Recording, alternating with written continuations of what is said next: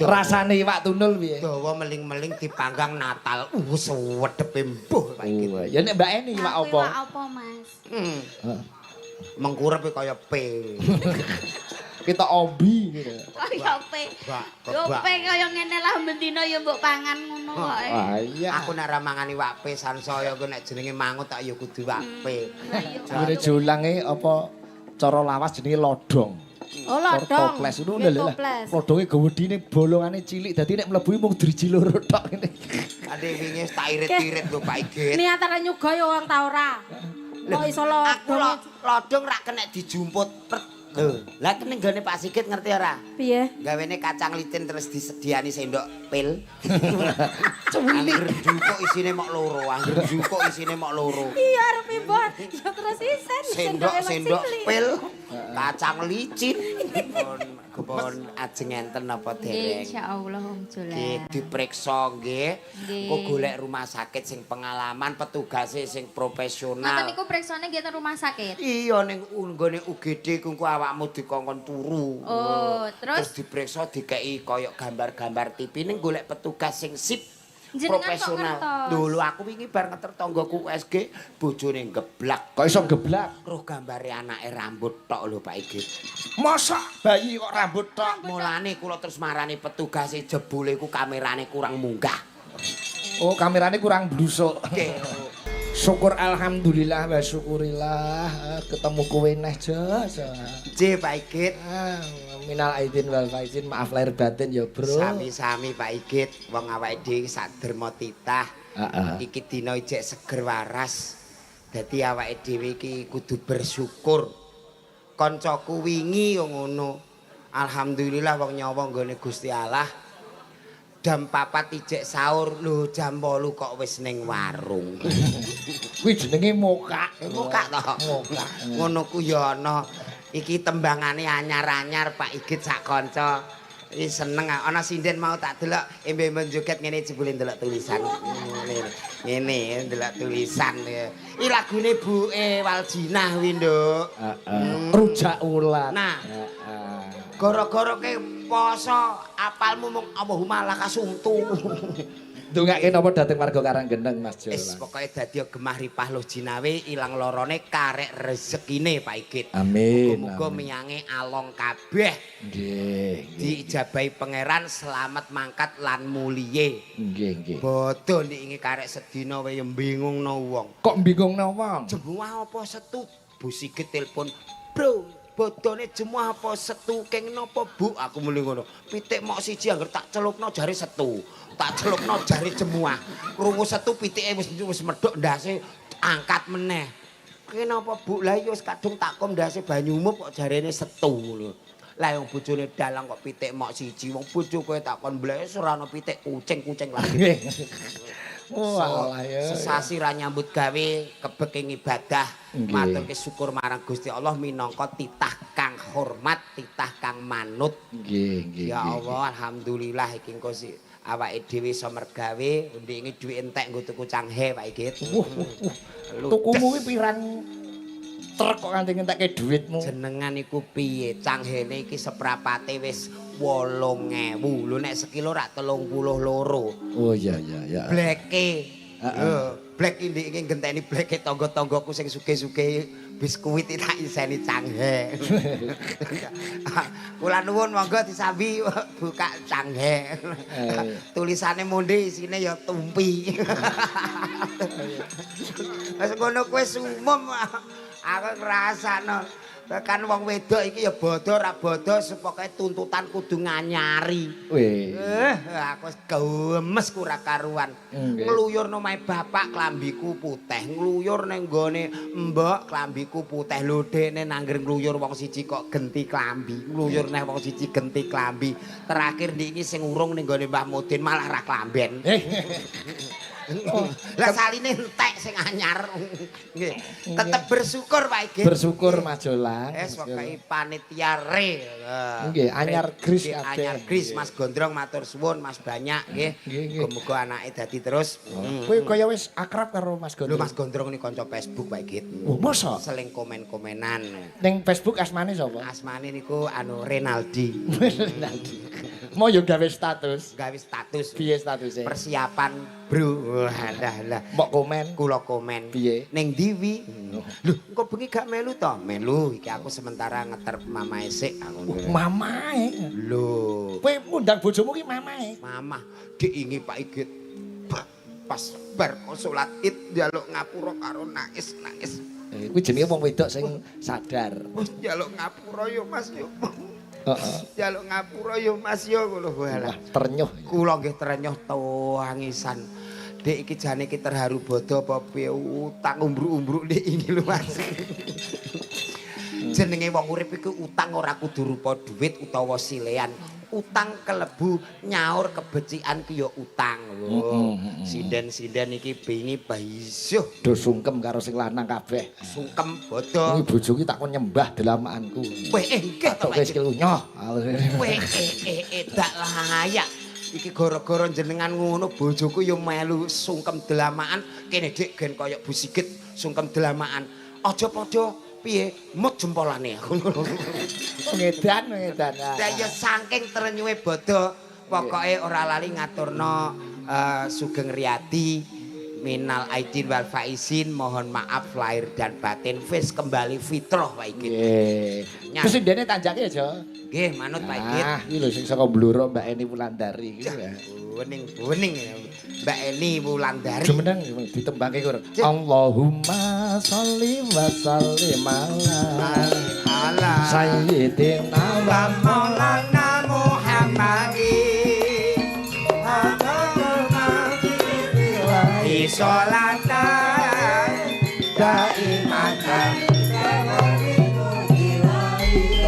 noneng kulimo ing pernane kaping pisan maca Quran samanane kaping pindho pemilan kono kaping telu wong kang saleh kumpul ana kaping papat Wonten sira ingkang luwe kaping lima zikir wati ingkang suwe sakabeh sapa bisa anglakoni insyaallah Gusti Allah dijabah.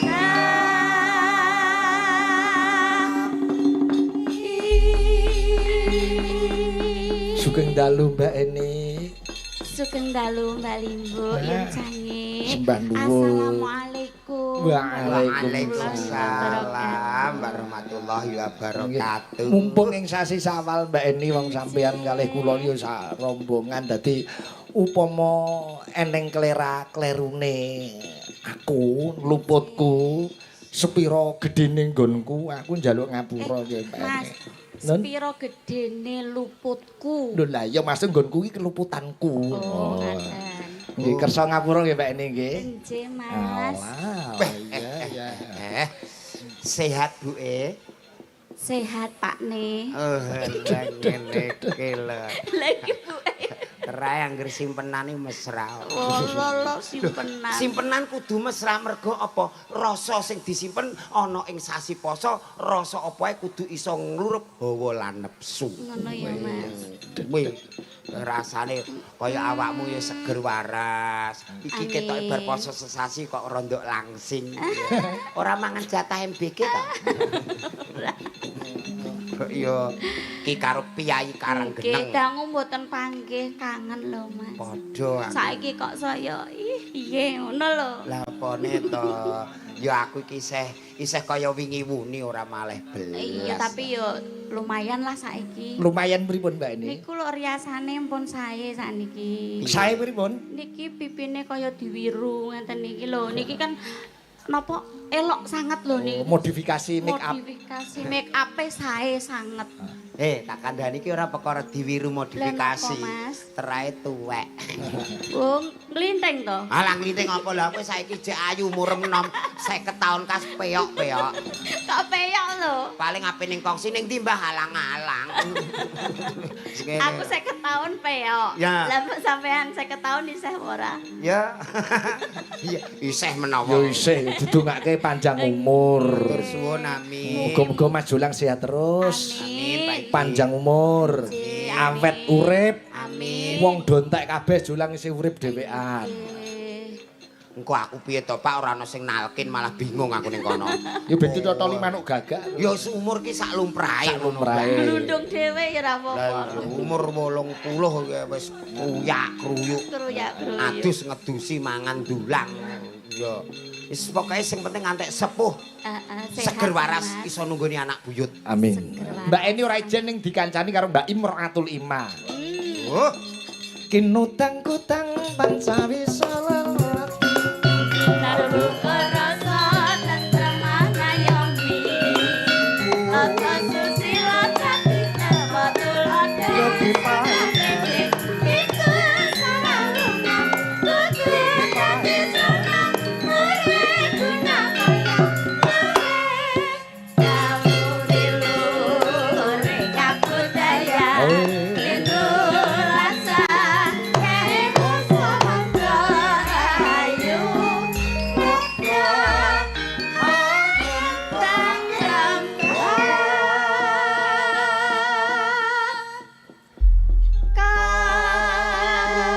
Mas Julang diapit karo Mbak Ima kelawan Mbak Eni. Wah, jan wancen yo pelawak yen ketrima kaya ngono kuwi diapit wong ayu-ayu. Upama kena milih, kowe milih Mbak Eni apa Mbak Ima aja? sembarang ki nek timbangane ana sing dipilih ya milih sing apik to, Pak. Sing apik sing ndi? Ah, ya sing niki. Wah iya. Iki nek umpamane iwak ngono, Iwak apa aja? iwak tunul Pak iki. Iwak tunul.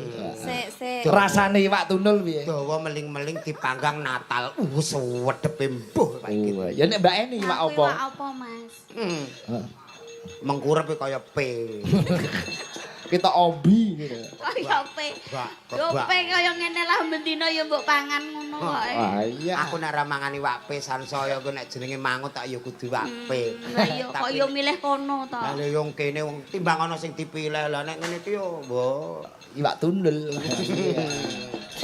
Wong loro nembang ya, Jo. nembang Pak Igit. Nggih. Sembah nuwun kanca-kanca CFC Cakraning Rat Fans Club padha rawuh, CFC Rembang Kudus komplit padha rawuh. Plit-plit.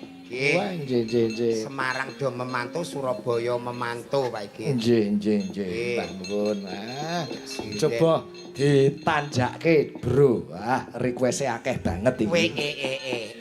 Mbak Cangik nyuwun gedhe sing lelagon ula tampar sing Pak Wit Singaludra Tudanan Blora nyuwun sesideman. Oh nggih, kanca-kanca CFC nyuwun tali tresna. Oh oke.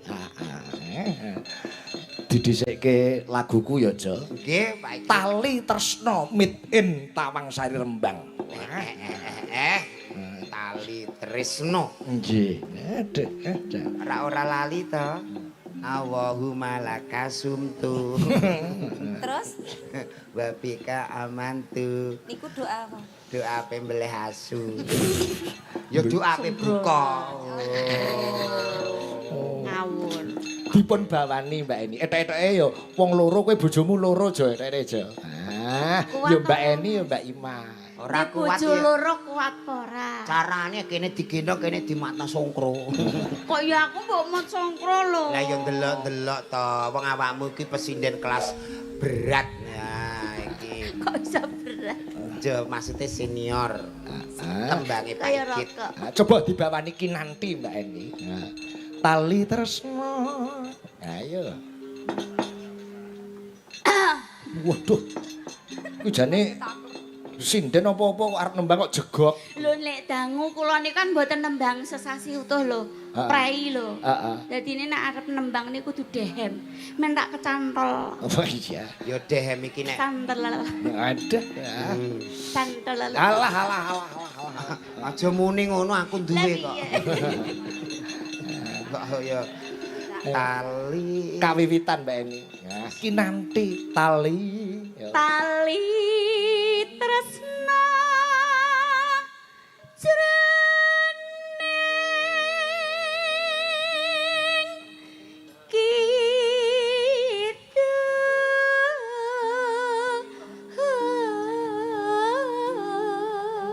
Ima cukrik ngaleh gardan peliwati lho.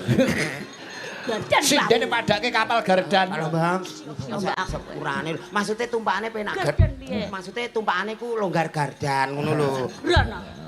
Ngene-ngene lho. Aja ngene aja. Sia-sia kok. Iki kat Ngisini. omongan ora. Ngisin-ngisini. Ngisini. Iki ning jero ana iwak gatel kok iso. Kok iso iwak gatel? Nah, Pak iki ta ora ero lho. Ayo Dan, njuri Dan. Gardan ngebruki cengelmu. Leh, tak kandhani gardan iki sekali medhun pirang-pirang peti malah entuke akeh. Lah yo ngebruki Timbang cukrik ngene iki golek jungan ra patek entuk. Balik yo klembang. Julang wis pengalaman Mbak, mergo julang iki nun sewu. Sadurunge dadi pelawak kaya ngono mbiyen yo ngalami dadi alang-alang barang yo, Jo. Nggih, Pak Igit. Nganggo sepatu dawa dhuwur ngono ki. Nggih, sepatu dur iku petugas TPI. Nek cah alang-alang yo dur sandalan blayu ngalor blayu ngetan. Aka niki tombong diogrok-ogrok ngene iki. Ogrok-ogrok parane kok Lho trae nek njukuk ngono ngrawuk ngono. Iya piye? Ana wong ngalang-alang kok milih sing apik endi cahyo gebuk sing duwe iwak. sing rawuk ya. Kowe yo apal lelang iwak barang ning TPI ngono.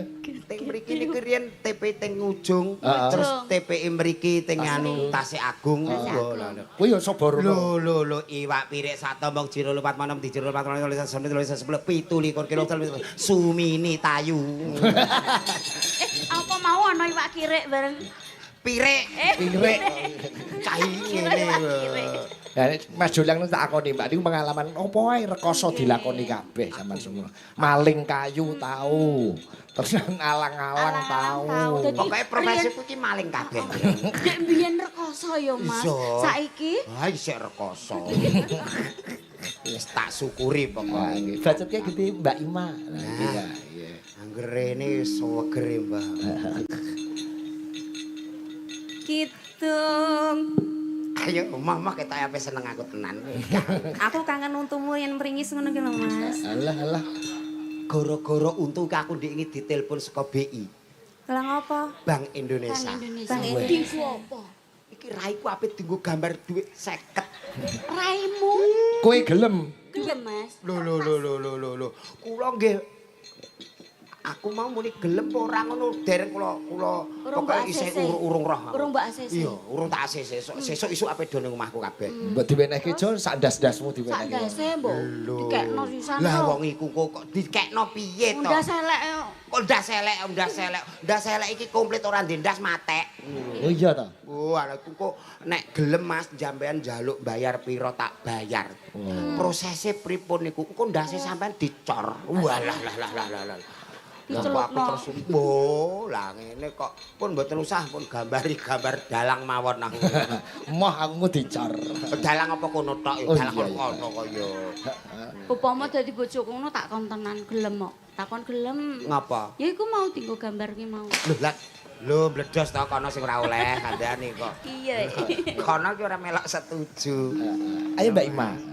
Kidung tresno ingki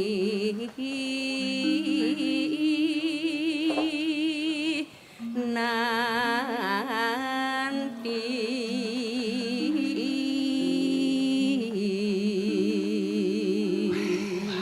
Rasane piye, Bro? Rasane Pak kangen Igit. pora Mas karaku. Aku adem kaya dene aku pas miyang entuk lowang sak tombong ngene iki atiku senenge ra karuan. Bungah banget ya, Mas. Duh, ngadep awakmu iso ketok. Mas. Iku lho, bumbul-bumbul kaya lambemu. Kemlebet. Apa-apa. Iku lambemu nek keterangin ngono kuwi. Lambemu atik aku sing mbok fitnah terus lha ndik iki awakmu ning rumah sakit tirik wong lara numpak kol tepak manggon ngarep ya. Ya padha wae ngono iso. Coba Mbak Eni ya, Mbak. Kinanti rasanas pangku. Wah iya. Dipangku jo dituruti jo. Mau hubung-hubung aku pangku. Tuwek.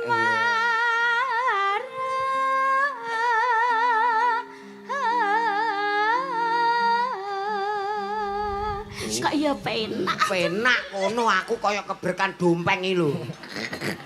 Goyam. Dengi bar bubuk bareng wis mbok sia-sia. Ngono, main jo. Kondok. Piye? Bubuk bareng. Lah iya kok. Bubuk bareng aku wedi. Kok iso sedih? Bubuke bareng kono ning kamar aku dimbarno ning latar Pak Iki. Tapi ra ya bareng. Bareng ya ora. Oh, nggone dhewe-dhewe. Bareng wektune Pak Iki. Nate mbayar 700 kon bubuk bareng ya awor tenan Pak Iki. Terus Wis pokoke milih ngono wong kula niki kesel keturu mbayar 700 plek. Bayo. lah piye? Sing tak mute kleru punuk Pak. Oh, lah mripat kuwi lah. Sampeyan ya ora nyawang kok. Mulane kok mengisor mendhuwur padha. Tapi wingi terusan endinge tak kon ngalih ning kamar ngono. Lah. Kamar mandi. Jare panas. Aku kamar mandi lah ya sedih. Kok iso sedih? Setengah 6 dek nen rono digebyur aku Pak Iki. Jebule wih. Oh iya. Pas ndodok piye kae? Wong edan. Seneng kene ding. Kono lho Mbak ini, ayo Mbak. Iki sing nembang aku ya Oh, kudune iya. madhep rene. Nanang. Asmara keket tinali. Tali. Mbok ning kamera nek ndasku kaya ndas asu ini lho.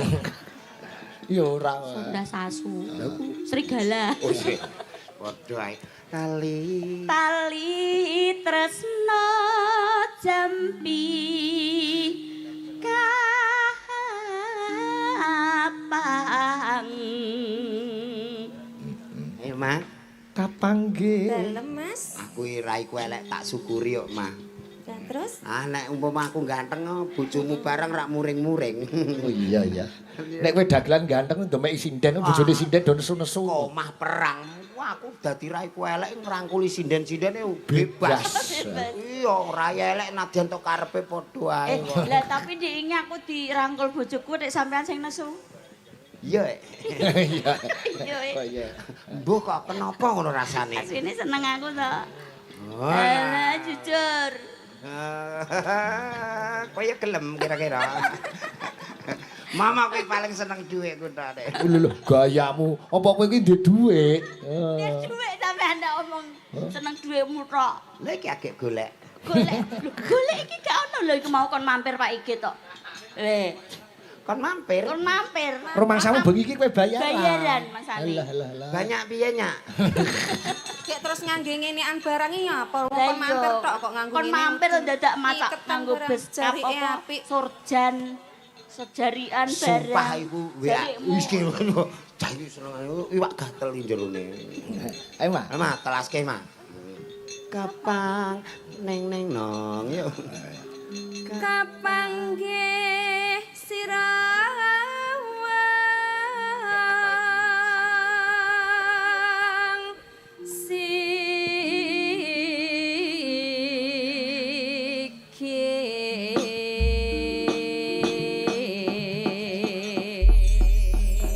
Iki laguku tahun 2012 Jo. Saiki berarti wis 14 tahun 14 umure. tahun. Weh. Ngomong sekolah wis SMP. Remojo. Remaja. Lah basa Jawa kok. Lho, yo tetep remaja. Ayo Mbak Eni, tali terus ndang dak gelak. Yo. Tali tresno jroning rasa.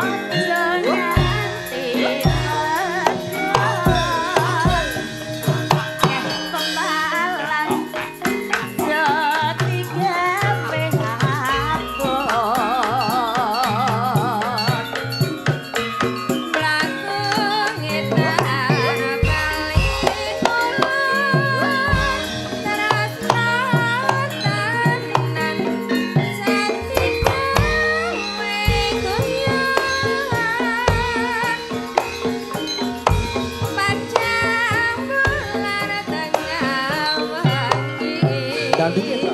Tresnane nganti tekeng.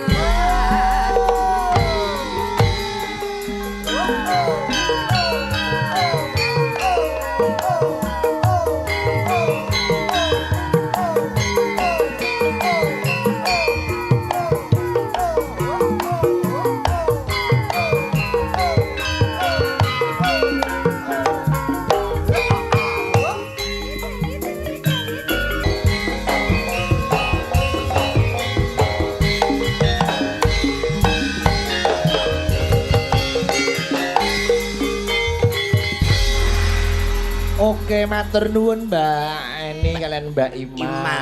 Wah, sembah nuwun Pak Wanto saking Kudus adoh ya rawuh. Sekalian ki Pak Eko, Pak Kasmani, Pak Sis komplit, Mas Widi. Nahwa kok Tubuhan ya hadir. Ya kendheke nganane nek Nahwa. Masih bersama Cakraningratnya Rembang. Oke, siap. Kyai mriki niku sakniki wayangan lah sing mirsani kuatah Pak. Nggih, niki pokoke bacutan ki sedekah laut. Sok gang sesuk ning Bindar. Jiwono baru ki tanggal 5 kene Orkesan Arabella awake dhewe ning Pabean. Oh nggih. Tanggal piro? 2. Oh, beda berarti ora bareng. Lali aku. Anggris panjere dilayakno ngono kuwi. Kok ning Pabean tanggal tanggal 5 Gunung Pati. Iya, Ding, lali aku. Oh iya, Maklum aku iki wis tuwa, gampang lalen, Jo. Nggih wong lagune umur 14 kok Pak iki. Ya tuwa proses hidup ya tau nom, tau ganteng, tau rasa gentenan. Urip kok rasa terus kaya hulek si perkasa. Huluk. Ya hulek. Iki sing saka Blitar Mbak Yosi Dian Pratiwi harum pemangi sepanjang hari. Enten to niki Mbak Yosi. Ada komplit songo iki presiden iki Mbak Yosi terus jajare ono Mbak Ida, Mbak Putri, ono Mbak Indri, Mbak Lila, Mbak Melani. Komplit Nebu Yuyun, jangkep sendene. Nggih komplit Pak Igit wong ora ana diarep-arep sasi utoh ya mok glegak-glegek tok. Kene Mbak Yosi. Coba do nelongso jamane jaman rekoso. Elmu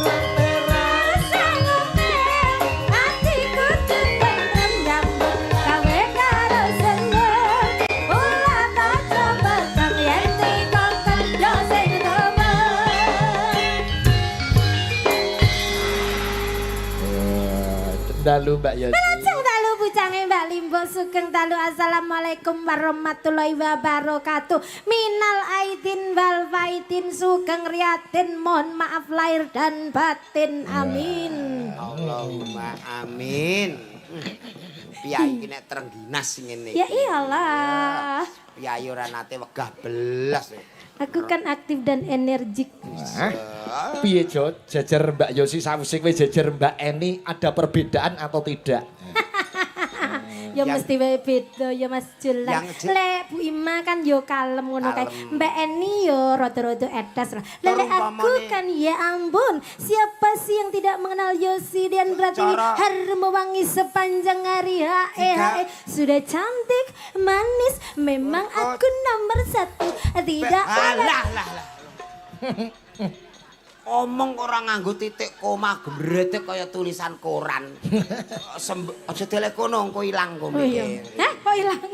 Ha ceblok mrene wong gentenan ke Bu Eni kene ngendikan kene siji, Mbak Ima kene siji, kene ora. Model ngene iki wah lah bojone apa kerasan ning omah kok iki. Lho, garwane Mbak Yosi sing asmane Mas Didik kuwi we piyayine kaya Puntadewa. Masa? Lho sabare ra Sing ketulungan. pundi to, Pak? Anda jangan salah. Suami saya itu betah karena punya istri yang begitu sumringah. Karena itu dia sangat bunga. Dia memilikiku yang seperti bidadari. Cantiknya Indonesia, eksotisnya Nusantara, eksotisnya benua Asia. Hop. Bojomu sing ndi to? Kae nun sewu Didik duwe penyakit rodok budek dadi betah dene. Mbok sing wedok omyang. Garwane sing pundi to, Pak Igit? Iki ta. Kok ngidang itu Iki lho. Wah. Milihmu kok sing wis lalinan to. Ora masalah warisane akeh. Apa? Oh, kuwi sing gender iki latihan pisan ae ora salah. Ngono wi aku. Pripun? Ngoten niku latihan ping 4 kok ngoten ngenyek sing genderane. Ger kok ngono iki latihan ping 4 ngono jere. Yo. Nembang Mbak Yosi mumpung disimak Pak Waris Sugiono saking Surabaya salam nggih kanca-kanca CFC. Baik. Pak Tarno Tania Jaya sembah nuwun Pak Edeli Wonocolo nggih sembah nuwun Pak Kawi ugi nyimak Mas Surito kanca-kanca CFC Semarang salam kagem sedaya kanca-kanca CFC ingkang nobar wonten lokasi ora lali Pak Ngadinu Pondok Ungu oke nembang Mbak Yosi Nggih, napa niki tembangnya? menika request saking Pak Wit Singolodro kuwi kanca-kanca barongan Todanan Bluro do ngluruk mriki. Apa itu lagunya? Lagune Mbah Sukron. Oh, Kula tampar. Oke. Larase pelok Mbak Yosi. Pelok Pak Dipit. Iki petilan kisah Angleng Darmo. Oh, nggih Angkleng Darmo sing saged omongan karo kewan-kewan nika. Duwe aji gineng. Oke. Nggih, salam mudhun ngono. Kangen Yosi iki lho, fan-fan. Iyalah, tadi sudah ketemu. Cie. Anu lho, Pak jenengan kok ya rawuh aku ki mau ngono iki lho. Lah piye to? Engko nek ana sing ndredeg aku bagian nyuntik Mas niku lho. Pak Sis. Pak Sis. Pak Sis to. Jane iki ilmu kedokteran kok yo bingungno yo. Lah nyapa kok bingung ke? Apa ae anggere lara kok sing disuntik ki bokonge ki nyapa ngono. Kok ora lara mata suntik matane. Lah kok kowe. Gelem lara mata disuntik matamu gelem. Wis tau aku. Wis tau Wis ya. tau. Dek apaan? Lara mata udun disuntik udune. Biyen lho. Jolange aleman loro untu njaluk numpak ambulan. Mas. Njaluk kon ngawal, tak alah. kawal. Alah jojo. Kemalan wong lara untuke adoh karo nyawa lho kok njaluk ambulan ki lho nyapa. Wong sikile ra dades iso ngadeg lho. Wong jenenge wong ndek dhuwit kok. Wong ndek dhuwit kok, Jos. Lara ndas ya isi tumpakane ambulan nah. Lara ngelu tumpakane Lah lek ambulan. ndasmu lara mbok ditinggal ning omah ra usah dinggo. Wis tau tak tinggal malah bojoku ki ngemaneman ndas kok ditinggal terus dinggo mendel.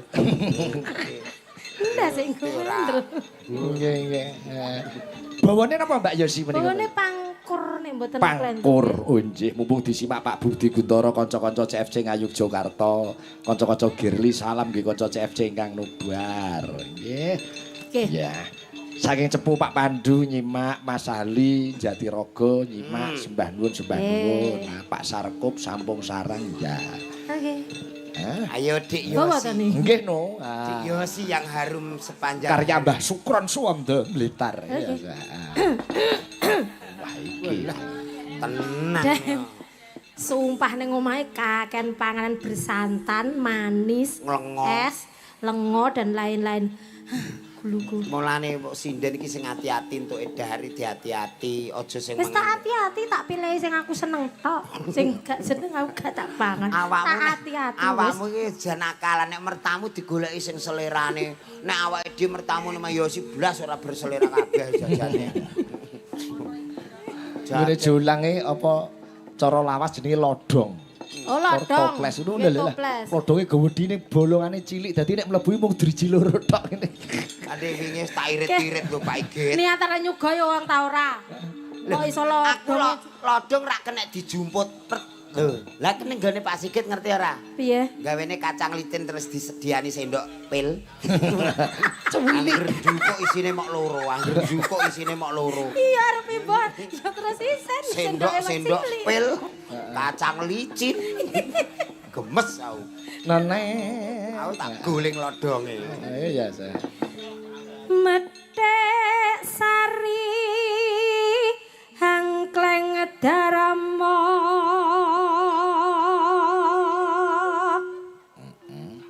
ana cerita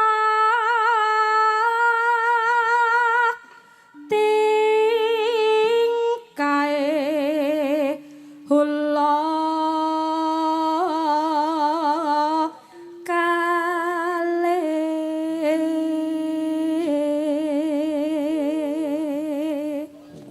ula loro Soba. Nggih Pak Igit, ula loro do dolanan. Ingkang samya jemburayu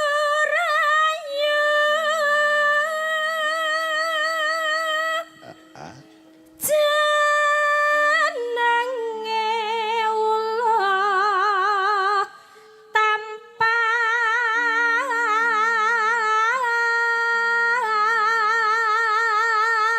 Konjuk Pak Wit sing ludra king Todanan Blora. Sugeng dalu. nggih wilujeng dalu. Terus Wani gonja garwane sang maha resi Digodho. Pak Suhadi mantan kades kedalon Batangan nggih nyimak. Nggih sembah nuwun. anenggih sang naga raja Saiki arang-arang Jo lakon iki ning nggon ketoprakan. Nggih Pak Igit, sesuk awake dhewe ketoprakan ngangkat niku lakone niku Angger ketoprak ning kene rata-rata Wijaya Ngeratu. Wah. Legawa siksa bayar. Antek pemain. Purnama gantung. Liji ngangkling Darmo sing dadi ula tampar niki dibiedil ndase. Gak apa-apa, dadi kula penak dhewe. Iso mubet-mubet ngono. Coba saiki jajal mubet sik. Sithik mubet Mbak Eni tugune Mbak Eni. Iki ya kudune ula naga. Ula tampar mubet dhekne niku ya ora sedeng. Sesilih nyinaga ki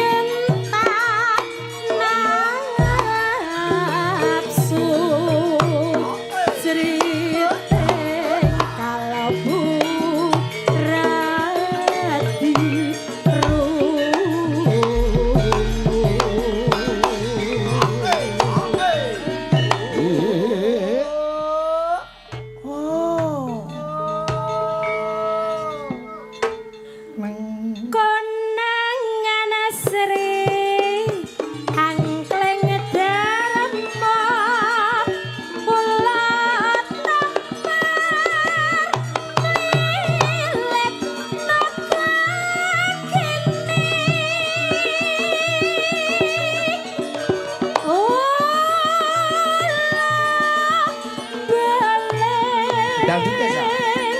Kulung golek wajempan. Iya. Iya, iya.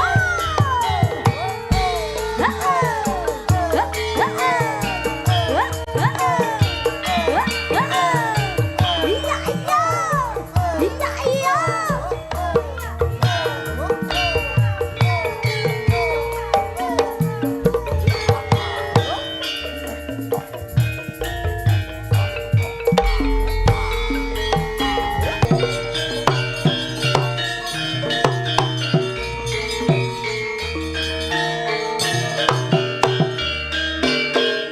Terima kasih luar biasa.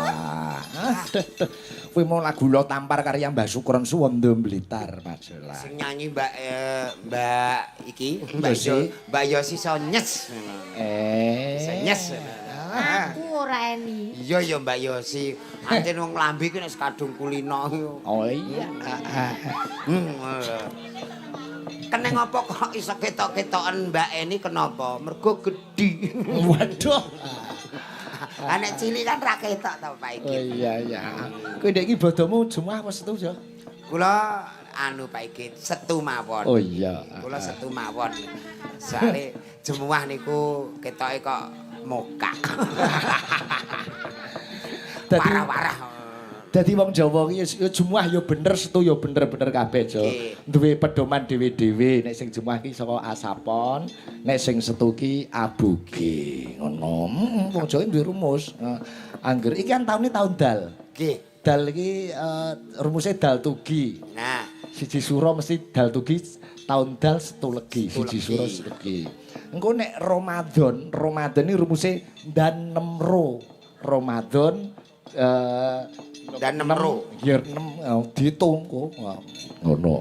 Nek Sawal kuwi rumusé Waljiro. Waljiro. Nggih, heeh. Waljiro tanggal 2. Kuwi kene ya mudeng. Yo Pak Ikit, Pak lho, kancane Pak Ikit kudu mudeng terus. Dek iki Pak Ikit, wah dikongkon nambah udan sajene kurang siji, wah udane ora mendo. Tetep deres. Iya. Jane umpama ora ditambah ngono ming grimis lho, berhubung ditambah Pak Ikit malah deres. Heeh, wong Jawa pinter. Dadi bodho taun ngarep 2017 wis ngerti. Dereng Pak Ikit. Oh, sok taun ngarep ki taune iki B miski. Oh, dadi kemis legi. Kuwi siji surone kemis legi. Lah, bodone niku Pak Ikit. Bodone Waljiro. Wah, Sawal siji loro. Kemise berarti tetep kemis mergo siji kemis. wah aku kok wis Rone bar legi apa, Pak? Bar legi Paing. paing. Nah, berarti kemis paing. Walah aku kemis paing wis nampa job Pak Ikit. Gayamu. Tahun ngarep. Coba anak-anak aja suwe iki Mbak Indri suwe kanca-kanca do kangen karo Mbak Indri. Iya. Kangen meseme. Alhamdulillah wis bobot 8 sasi. Duh. Pirang sasi Indri? Loro. Rumah saku bobote karo ngantenane kok nek 8 sasi kok dhisik bobote. Lah wong niki jebul lagi 2 sasi. Ah wong jenenge jaman saniki COD kok Pak Ikit. Ana Mbak Indri, ana Mbak Putri, ana iki Mbak Lila. Melani no. Kene. Saya mau tamasya berkeliling-keliling kota, hendak melihat indah.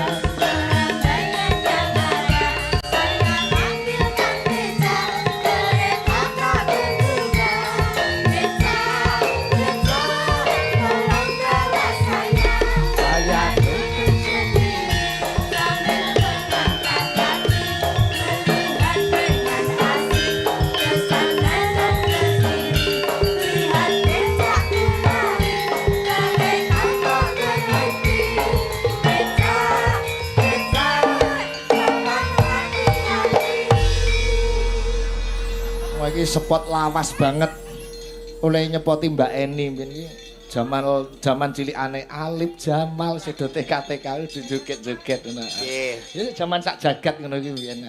Lagu ini tuh era 80-an Pak iki. Oh ngono to. Nggih. Aku lagi umur setahun. Lho, zaman biyen iki banyak lagu-lagu yang mendidik. Zaman biyen. Coba takoni siji-siji iki Mbak Putri kuwi. Aduh. Nggih, sugeng dalu Mbak Putri. Sugeng dalu Mas Jola. Pripun kabar? Alhamdulillah sae. Putrane pun saged napa? Ongkrong-ongkrong. Kembar bapake.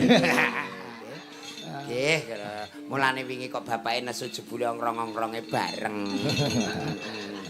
Sing tengah aja. Nggih, sugeng dalu Mbak Indri. Sugeng dalu Om Jola. Pripun kabare? Alhamdulillah sehat. Nggih, Minal aizin nggih Om Jola. Sami-sami gendho pokoke sepira gedene nggon aku. Ayo.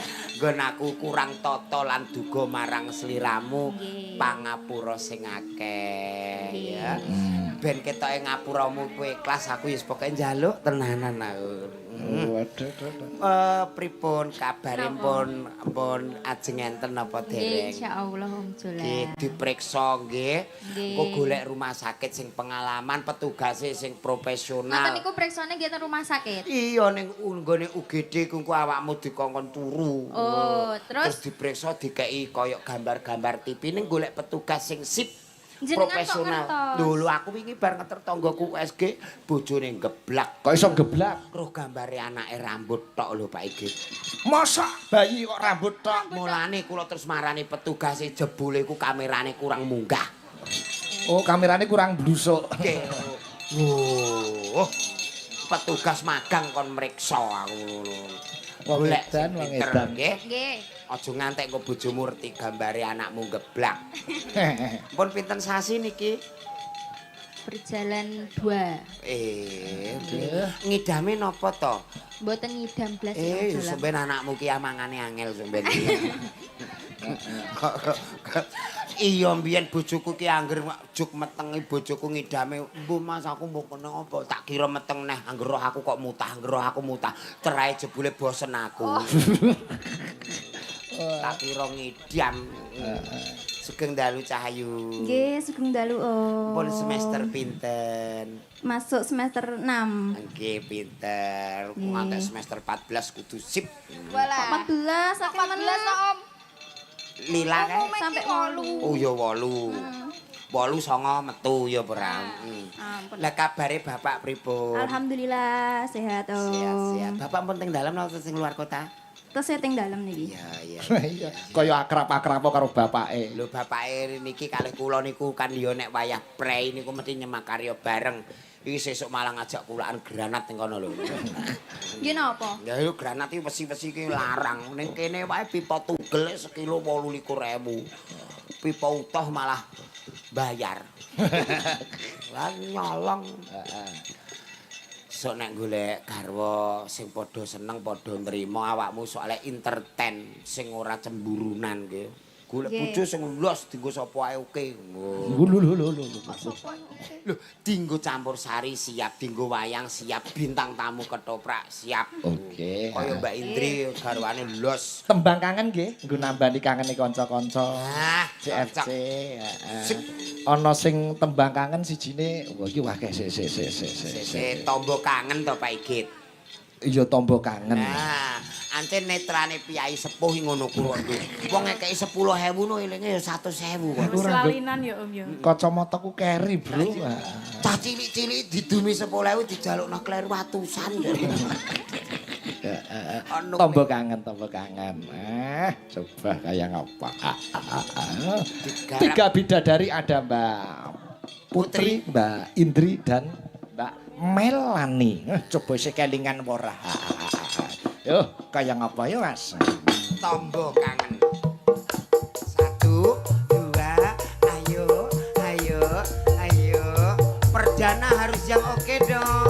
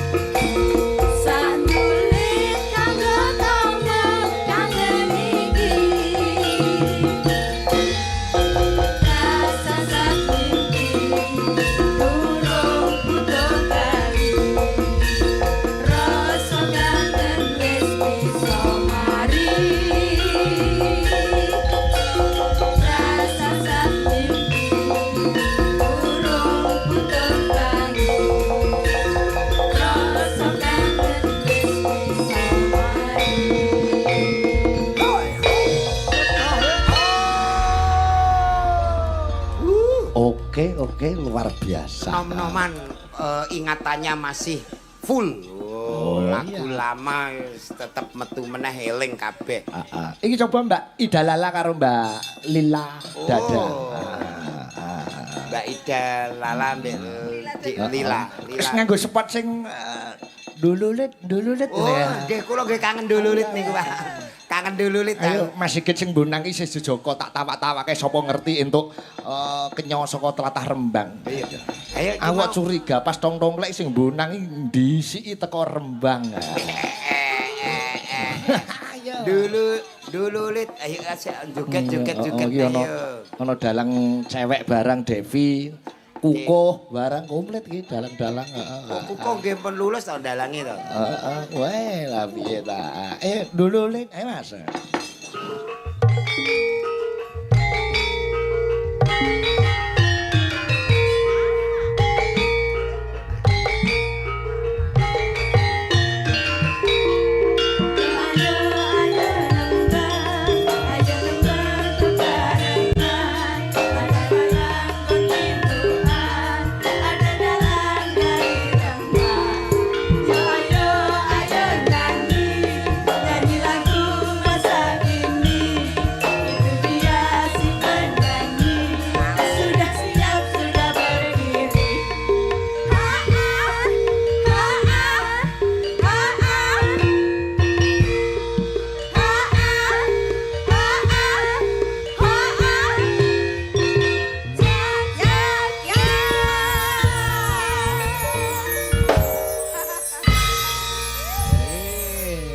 Lagu yang berjudul Dululit. Nggih. Selamat malam Mbak Ida, Mbak Lila. Selamat malam. Nggih pripun kabaripun? Sehat nggih? Alhamdulillah sehat kewarasan. Nggih, deh, Mbak Lila wis SPD, Mbak Ida SSSN. Nah, iki sarjana Jo iki Jo. Saking lawase nganti SPD ki singkatane sepeda. Kok sepeda? Sarjana pendidikan. Oh, rencana mau dados guru teng pundi, Mbak? Malah penak nyinden lho Om. Lho, kak awan mulang Awan bengi mulang. nyinden. Kuwi nyinden umurku gak nganti 50 engko. Lho, umurmu ki muga-muga ya wis ngono. Ya ora sing dipuji ki seger waras panjang yuswa Ya, sampai karir kamu. Mbak Lila ki anggere ditakoki, "Gene to Mbak kok ora gagenan saya mikir karir." Karir lho dipikir. Lah ya kaya ndiki anggere wong do golek hilal, anggere wong do golek Lho lah hilal. hilal nyang ndi? Hilal Gila didedekke Mas Gunadi Maitan.